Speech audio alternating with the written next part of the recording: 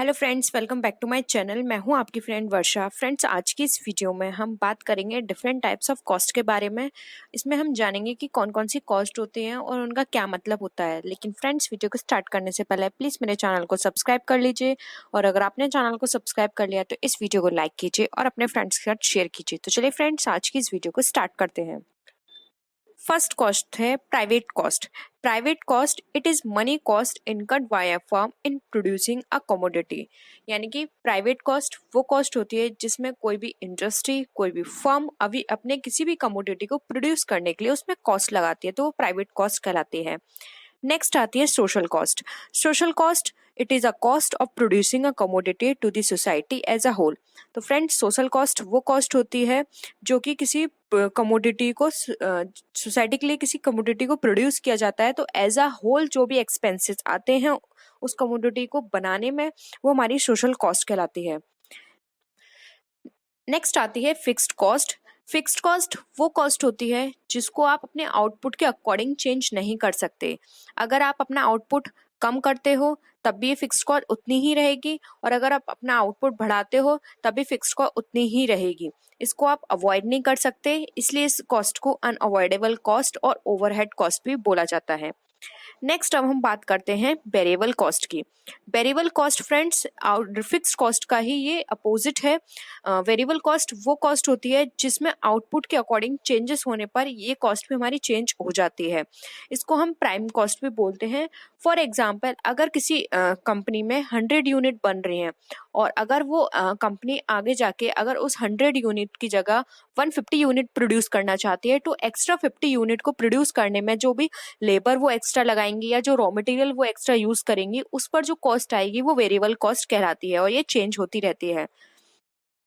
Next आता है हमारा शटडाउन कॉस्ट। शटडाउन कॉस्ट वो कॉस्ट होती है जब कोई भी बिजनेस टेम्परेली शटडाउन कर दिया जाता है, तो उस टाइम जो कॉस्ट अराइज होती है वो शटडाउन कॉस्ट कहलाती है।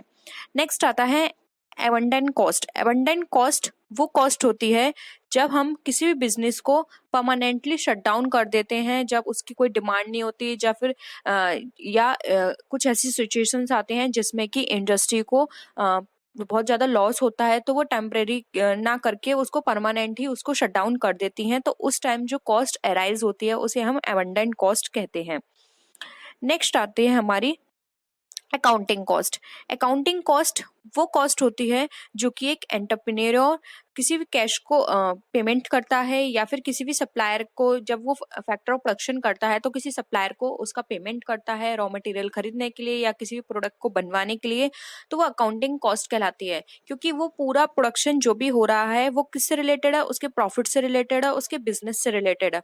तो इस पूरी प्रोसेस में जो भी कॉस्ट अराइज हो रही है वो हमारी अकाउंटिंग कॉस्ट कहलाती है। नेक्स्ट हम बात करते हैं इकोनॉमिक कॉस्ट की। Economic cost it includes accounting cost plus normal return on capital invested by an entrepreneur himself, salary not paid to an enterprise. Economic cost are both explicit and implicit in nature. Friends, economic cost वो cost होती है जो कि हमने जो accounting cost पढ़ी थी, साथ ही साथ उसमें नॉर्मल रिटर्न भी यूज कर लिया जाता है, जो कि कैपिटल में इन्वेस्ट किया जाता है। अकाउंटिंग खुद इसको इन्वेस्ट करता है। इसमें जो प्रोडक्ट को बनाने की और उस प्रोडक्ट को आगे कंटिन्यू करना, उस बिजनेस में किसी और तरह से इन्वेस्ट करना, ये सारी कॉस्ट हमारी इकोनॉमिक कॉस्ट कहलाती हैं। ये हमारी इम्प्लिसिट इन नेचर भी हो सकती हैं और एम्प्लिसिट भी इन नेचर भी हो सकती हैं। नेक्स्ट कॉस्ट की हम बात करते हैं मनी कॉस्ट। मनी कॉस्ट हमारी वो कॉस्ट होती है जिसमें हम किसी भी कमोडिटी को प्रोड्यूस करते हैं, तो उसको प्रोड्यूस करने में जो भी कॉस्ट उसमें लगती है, रॉ मटेरियल परचेस करना, उसकी पूरी प्रोसेसिंग में जो भी XYZ कॉस्ट लगेगी, वो सारी कॉस्ट हमारी मनी कॉस्ट के अंदर इंक्लूड होगी। नेक्स्ट आता है हमारा रियल कॉस्ट। रियल कॉस्ट इसके अंदर मेंटल और फिजिकल इफेक्ट दोनों ही इंक्लूड किए जाते हैं। रियल कॉस्ट हमारी वो कॉस्ट होती है जो कि किसी भी प्रोडक्ट को रियल में बनाने में प्रोड्यूस हुई है। अब वो इसके अंदर सिर्फ हम मॉनेटरी एस्पेक्ट नहीं ले सकते, इसके साथ हम लेंगे जो भी किसी भी पर्सन ने उस प्रोडक्ट को बनाने में जो भी सेक्रीफाइस किए हैं, जो भी हार्ड वर्क किए हैं, वो सारी कॉस्ट इसकी इंक्लूड होती है। टाइम को भी इसके अंदर इंक्लूड किया जाता है।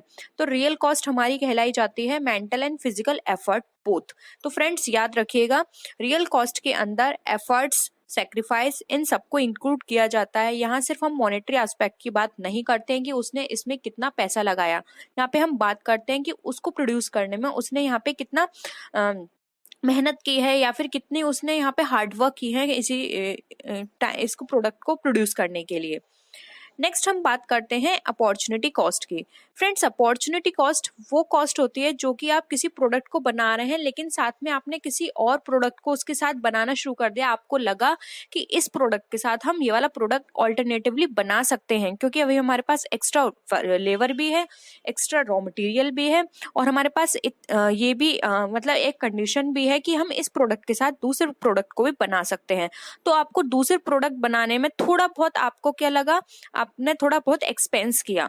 तो वो जो थोड़ा बहुत एक्सपेंस किया किसी ऑल्टरनेटिव प्रोडक्ट को बनाने में, तो उस ऑल्टरनेटिव प्रोडक्ट को बनाने में जो आपका पैसा लगा है वो आपका कहलाता है अपॉर्चुनिटी कॉस्ट। यानी कि आपने देखा कि यहाँ पर हम किसी और प्रोडक्ट को बना सकते हैं, लेकिन बस यहाँ पे आपको बस थोड़े और रुपए लगाने की जरूरत है। तो वो जो कॉस्ट आपने लगाई उसमें, वो आपकी कहलाई जाएगी अपॉर्चुनिटी कॉस्ट। नेक्स्ट हम बात करते हैं टोटल कॉस्ट की। टोटल कॉस्ट वो कॉस्ट होती है जो भी किसी कमोडिटी को प्रोड्यूस करने में जो ओवरऑल कॉस्ट लगी है, उसमें हम सारे एक्सपेंसेस इंक्लूड कर लेते हैं, डायरेक्ट एक्सपेंसेस, इनडायरेक्ट एक्सपेंसेस। वो सारे एक्सपेंसेस इंक्लूड करने के बाद जो ओवरऑल कॉस्ट निकल कर आती है, जिसमें हमने इलेक्ट्रिसिटी ले ली, वेजेस ले ली, रॉ मटेरियल के प्राइस ले लिए, या फिर हमने किसी भी तरह का कोई भी उस पर ड्यूटी दी है, कोई भी चार्जेस दिए हैं, किसी भी तरह का इंटरेस्ट दिया है, वो सारे कॉस्ट टोटल कॉस्ट में इंक्लूड होगी, जिससे कि हमें पता चल जाएगा कि इस कमोडिटी को बनाने में हमने अब तक कितने रुपए लगा दिए हैं। नेक्स्ट आता है हमारा फिक्स्ड कॉस्ट।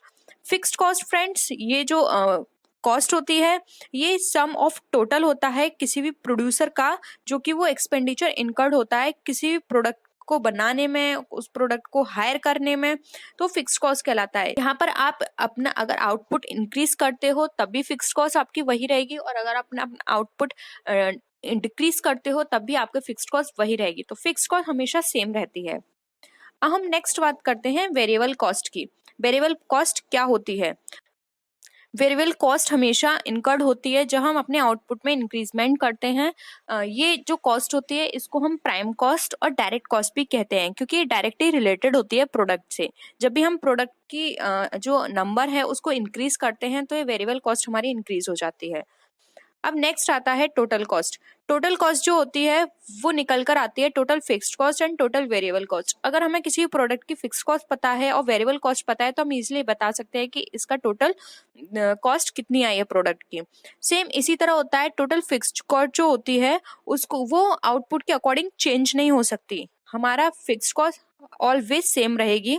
अगर इसके अलावा हमने अपने आउटपुट को इंक्रीज किया तो वहां पे सिर्फ हमारी वेरिएबल कॉस्ट पड़ेगी, फिक्स कॉस्ट पे कोई फर्क नहीं पड़ेगा।